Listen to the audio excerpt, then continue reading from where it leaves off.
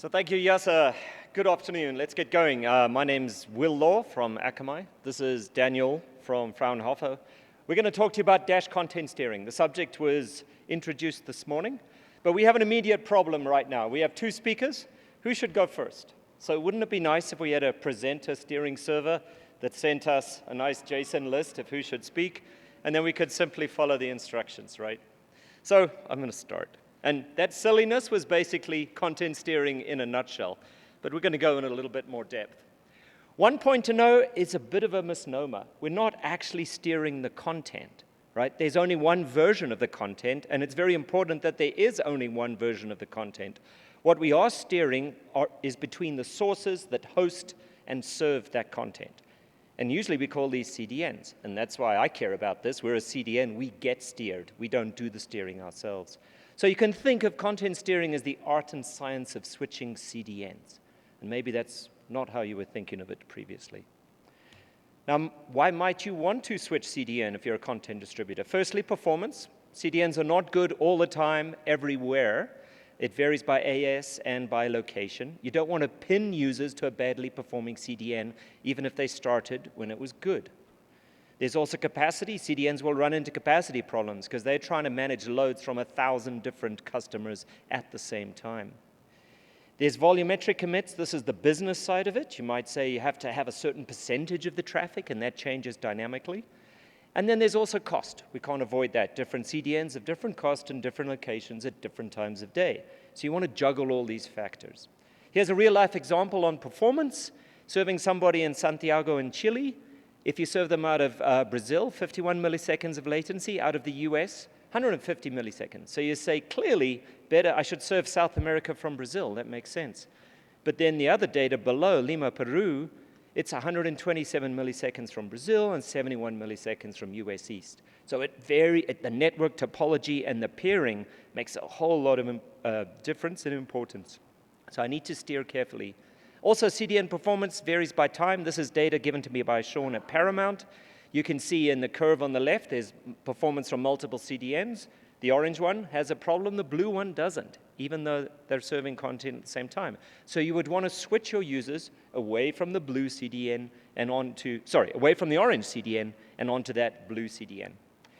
Now, the Dash aficionados will say, but Dash has base URL. You don't need to do anything here, right? I got two CDNs. I put two base URLs in there. It starts with the green one. There's a problem. It's rebuffering. The player knows to switch over and start playing the blue one. So problem solved, right? The trouble is Dash player failover logic is indeterminate. It's left to the discretion of every player. And there are as many different ways to fail over as there are player builders for Dash, and that's a lot of them. And you can see there, after receiving 404, there's a lot of behavior. Some will retry once, twice, 3 times. Some switch bitrate. Some try alternate bitrate. Some go to base URL right away. If you read the Dash spec and even the Dash IF guidelines, it's not prescriptive about how players should react to these problems. So the trouble is large player populations are not deterministically controllable in the face of CDN slowness. And that can be a problem because half your players will do one thing and half your players will do another. So content steering, if this is our typical distribution model, is basically tying all your players on the other side. They're all tied to CDNs. I'm going to tie them to a steering service.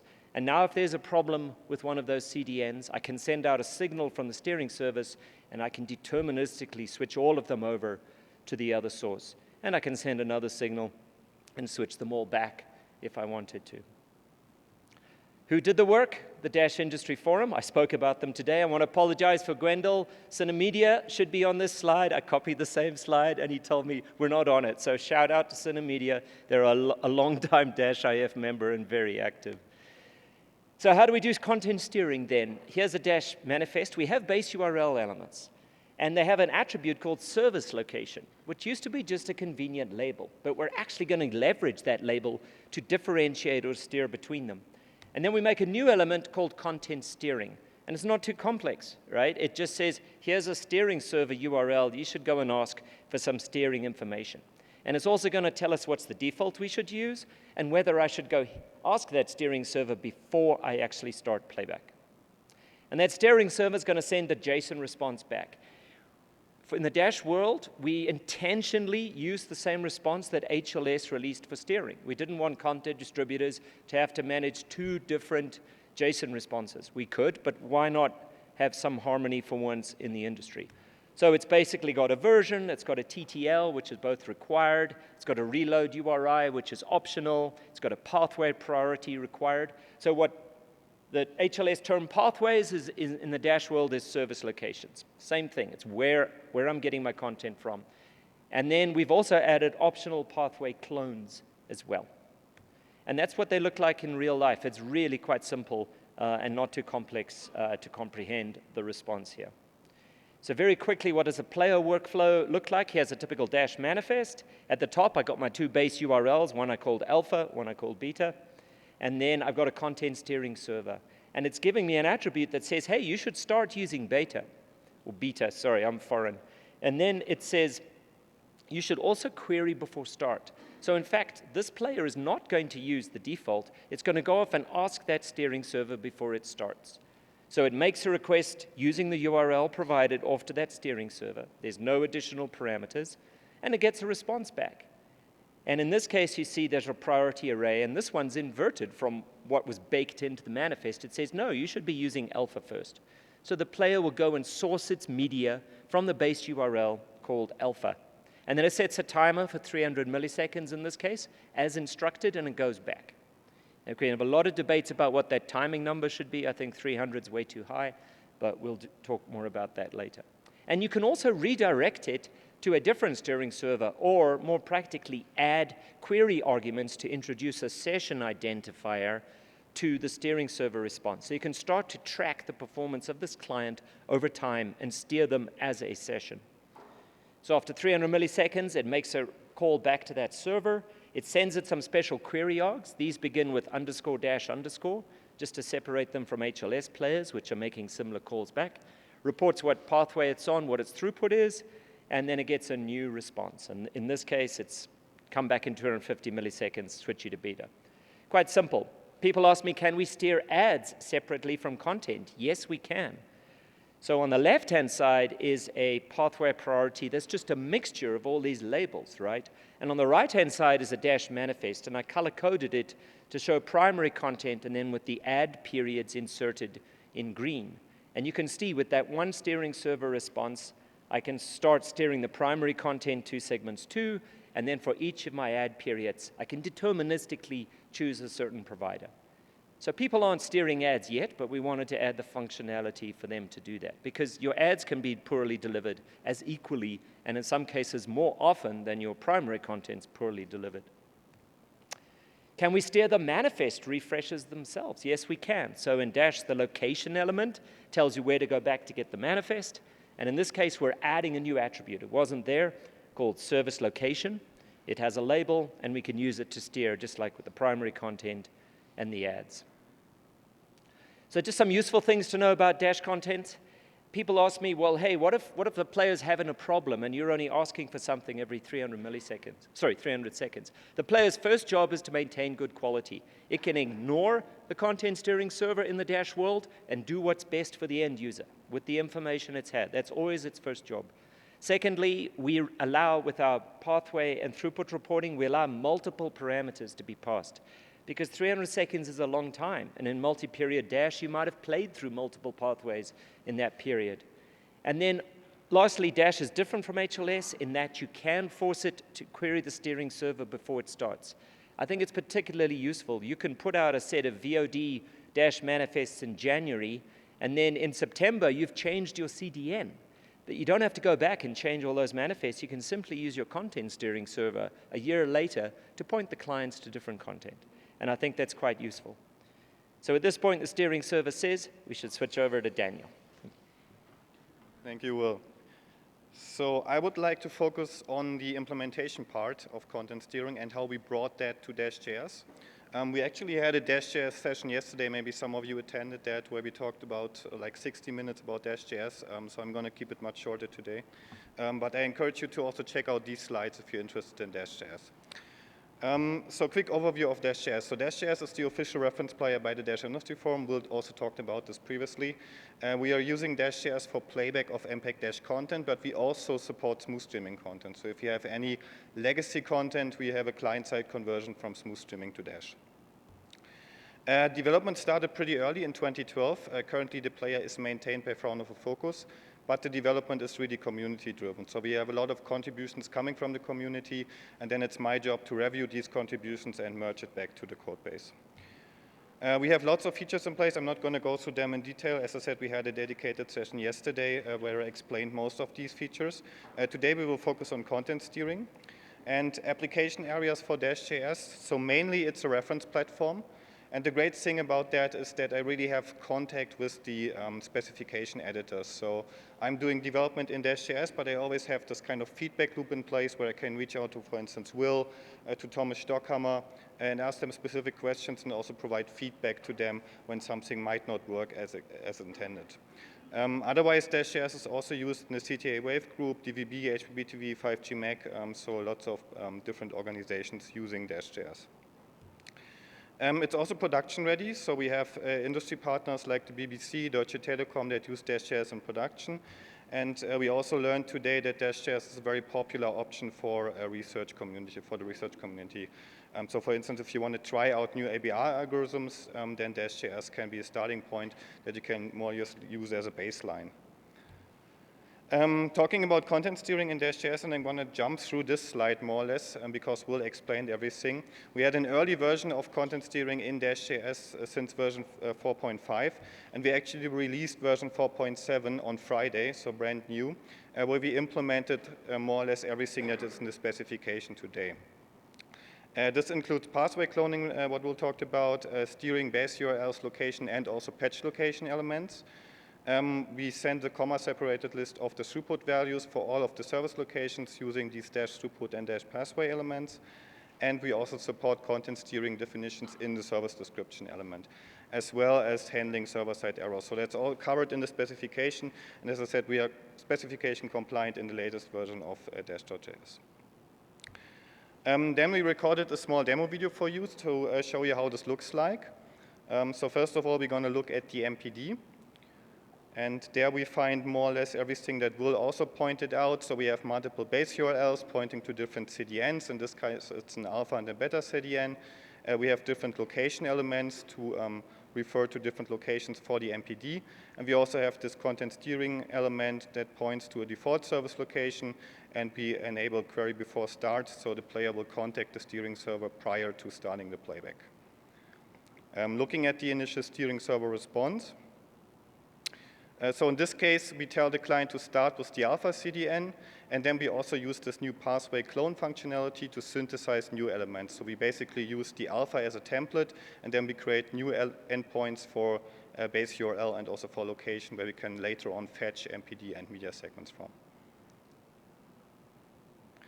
And this is our demo page that we have in place. So this is also something you find in the reference client itself. What I'm doing right now, I started playback, and the client was contacting the steering server, and I'm highlighting the response of the steering server. So we started more or less with the alpha CDN, and we have this new pathway clone element that we use to synthesize the new elements. And later on, we will see how to use these elements. If we go up again, maybe you could see it. We started fetching segments from CDNA that was also branded in the video. And now I'm kind of reversing this list, this pathway priority list. So I'm sending a REST call to my local development server. And the goal is to now move to these new synthesized elements that we created with pathway cloning. So this is the Postman interface, and I'm just reversing this list and highlighting again that this priority list is now changed. So now we are pointing to the gamma CDN, which is synthesized from the alpha CDN, and also the delta MPD, which is synthesized again from the alpha MPD endpoint. At this point, you see that we're still on CDNA, which is caused by a large buffer. But our client already contacted the steering server, and we get the response from the steering server telling us to move to a new CDN and also to a new CDN for our MPD. So this is also depicted here on the right side in this visualization. And in a second, I will also seek forward just to show you that now we move to CDNC. So if we are more or less in a new buffer, then we are using this new endpoint for our media segments. We also wanted to highlight that there's work going on in SVTA. So this is a slide that we took from Yuri's slide deck. So you might see that as well later on. But basically, they're also spending some time identifying the target architecture. And you see multiple components in this architecture. So you have one component, the manifest updater, inserting the content steering element into the manifest. And then you have an important component number 2. You have multiple steering servers maybe running on the edge so that they are highly scalable, that the component number 3, a media player, can really make requests with a high frequency to ask like every 10 to 30 seconds when to steer to a new CDN. So you obviously need to also kind of scale your steering server in order to account for multiple clients requesting them. Otherwise, it looks kind of similar what you've seen before. So we have multiple CDNs in place, and you can also use your own metric reporting system to kind of feed your control system that then in the end decides to which CDN to switch or how to kind of reflect the responses of the steering server. Again, SVTA this time taken from Lumen, so there's also this approach to more or less put an additional component on the client side. So this kind of complements the steering server so that you use the response of the steering server as a starting point, but you also have a client-side component that assigns some additional weights and does some prioritization based on what the steering server returns. What you can also do in this case is you can put the steering server logic into the load balancer, and that way the media player does not need to support the steering response, but you put more or less everything in the load balancer itself, and then you have the response from the steering server, and you're combining that with some client-side logic in order to identify the best possible CDN for the media player. That was more or less already all we had, so I just want to point out that we have a face-to-face coming up in June, co-located with our Media Web Symposium in Berlin. You can register for free, and we hope to see you in Berlin to discuss latest features of Dash.js, especially then also content steering. Otherwise, here's our contact information, and we're happy to take questions, but I think we're already over time. Okay. Thanks, Danielle and Will. We are running behind, but let's try to see if we can get one question. Okay.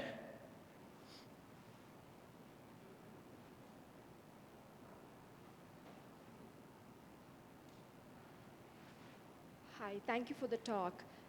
While you are showing the demo was done between the CDNs and it was over localhost. Mm-hmm. So which means that you are underneath, you're running the same transport protocol. You're not opening a new connection, right? But whereas if the CDNs are going to be different physical locations, and if the client decides to steer, or if the steering server decides to steer between the CDNs, which means that there is a new transport protocol that is going to be open, like TCP. If a new TCP connection is being opened, there is an overhead of opening a connection, the latency, the collection establishment latency. So how do you see that overhead with this steering solution? Do you have an answer to that? So yeah, Daniel can talk about the practical side. I think it is an important part. If you have to open up do a new TLS handshake to go get the new segment, that is going to slow you down. So if you're doing low latency and you're requesting tiny little parts where the duration of the delivery is likely to be the same order of magnitude as the several hundred milliseconds it might take to finish your TLS, then yes, you may not want to. In that case, I think the prior work presented this morning, marrying protocol selection and making that one of the steering criteria, makes a whole lot of sense. It doesn't change the mechanism by which you steer, which is what we're addressing, but it's another attribute in the decision, which is I might have a preference for a CDN I already have an open connection to. All right, thanks. A round of applause for the speakers, and if I can get the next speaker up here, that would be good.